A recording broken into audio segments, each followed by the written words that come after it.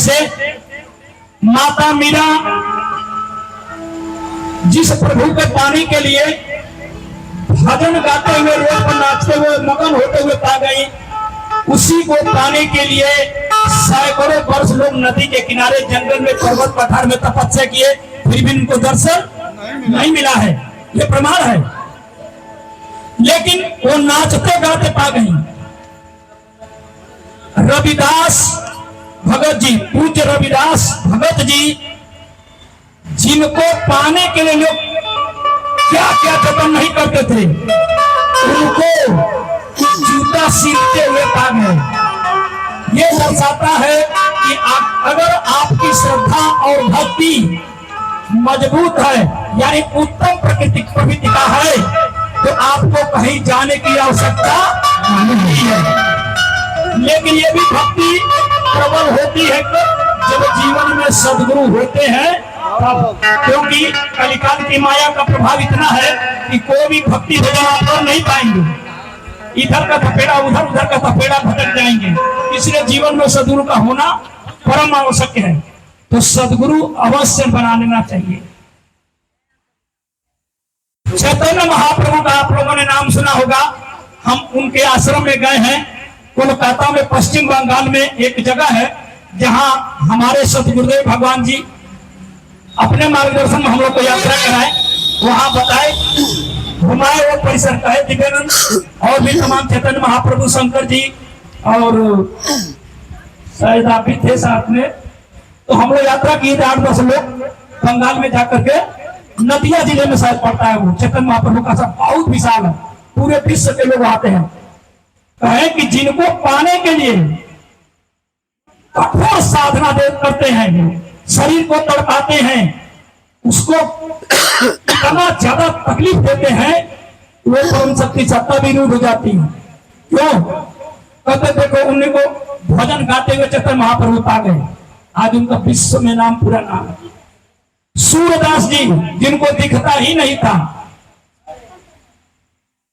जिनको दिखता ही नहीं था, उसको कौन दिखाए? यही प्रभु है, परमात्मा है। अपने विश्वास के बल पर पा गए।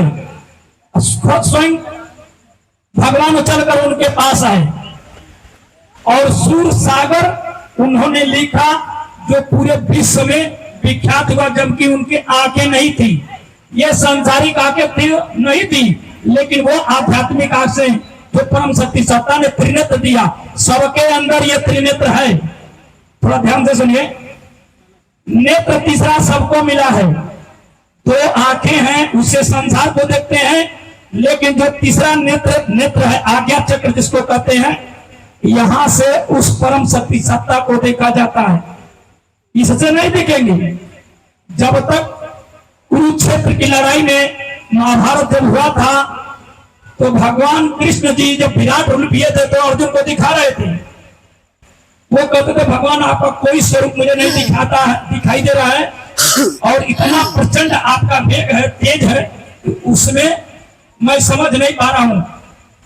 तब भगवान अपना वो शक्ति दिए जिससे उनको त्रिनेत्र ये जागृत हुआ। आगे तक उस नेत्र से, मैंने त्रिनेत्र से दिखाए कि देख लो अर्जुन, मैं कौन हूं और क्या हूं। तो जब दिखाए तब न वो जाने। और उनको हम बकरी काटते हुए, बकरी खाते हुए, मछली खाते हुए, मुर्गी खाते हुए, दारू पीते पाना चाहते हैं। इसका निकाल की बात कर रहे हैं। आप कहते हैं मैं भक्त हूं, भगवान की पूजा करता हूं, मां शक्ति की पूजा करता हूं, और उसी मां शक्ति के मतलब पुत्र को, संतान को, यानी बकरा क्या है, मुर्गा क्या है, उनका बच्चा ही ना है, जैसे हम हो वैसे वो, और उनको काटते हैं लोग, मनाते हैं। उसी जीव को काट करके माँ के चरणों में चढ़ाकर कहते हैं कि माँ ये खून ले ले, पी ले, लेकिन मेरा तू काट दे। बताइए कोई माँ अपने बच्चे का, बेटे का खून पिएगी? कितना हास्यास्पद है कि माँ के बनाए हुए बच्चे को, जिसको हम बना नहीं सकते हैं, उसको बिगाड़ने का अधिकार हमारे पास नहीं है। तो काट कर कहते हैं माँ मेरा दुख दूर करो, और वो दुख दूर करेगी कि माँ और कोट कर तुम्हारा विनाश करेंगी। तुमको पता ही नहीं है तो ये ज्ञान होता है कब? जब सदगुरु मिलते हैं तब। तो इसलिए जिसको पाने के लिए इतना आसान उपाय है, यानी सदगुरु बना लीजिए, वो दिखा देंगे आपको। जैसे रामकृष्ण परमहंस जी, माँ काली उनको साक्षात दर्शन देती थी, बात करती थी, वो साथ में चलती थी। लेकिन उन्हीं के शिष्य स्वामी विवेकानंद आगे चलकर हुए, उसके पहले उनका नाम नरेंद्र था, दास था।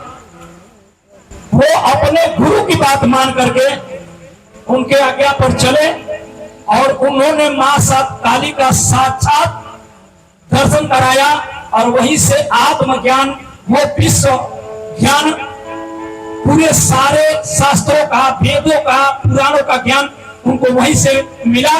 और वो अमेरिका में कि जापान में विश्व धर्म सम्मेलन होता है, सर्व धर्म सम्मेलन विश्व का हो रहा है, और उसमें अपने ज्ञान को प्रदर्शित किए, जो कि विश्व विख्यात है कि आज तक ऐसा कोई बात निकला नहीं। आज भी उनकी पूजा होती। स्वामी विवेकानंद प्रसिद्ध हो गए विषय। ये ज्ञान कहां से मिला? आपको कहीं भटकने की जरूरत नहीं है। सदगुरु जब कृपा कर देंगे ना, तो सारा ज्ञान बैठे बैठे आपको मिल जाएगा, सारी शक्तियां मिल जाएंगी, सारे तीर्थ आपके पास चल कर आएंगे। लेकिन कब? जब सदगुरु की कृपा होगी, ऐसे नहीं है।